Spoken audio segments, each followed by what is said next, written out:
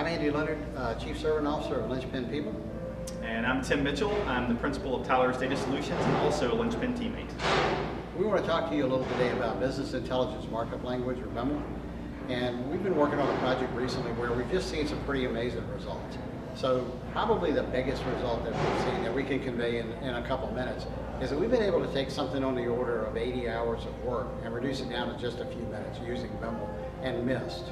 So would you like to speak some about what you've done today? Yeah, so if you think about all those mundane tasks that you do with integration services, you connect to a database, you get all the columns out of a table, you do the same transformation to all those columns, you send it out to a database table, all the columns go into that destination table. You do those kind of things over and over again. There's nothing really technically deep about them, and they're repeatable operations. That's honestly a lot of the time suck that you go through when you're developing packages. What Biml helps to do is to eliminate that.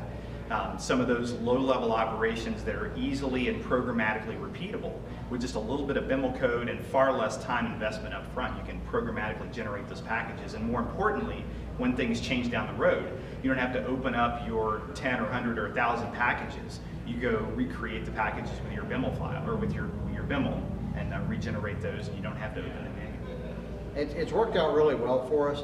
We'd like to share some more information with you about this. October 15th in Charlotte, we're going to do a day-long seminar partnering with Verigence, and we're going to show you a lot of what we've used, a lot of the real-world technology that we've used and how we've applied Biml to solve these problems and speed up our development. So we hope to see you there. We look forward to it.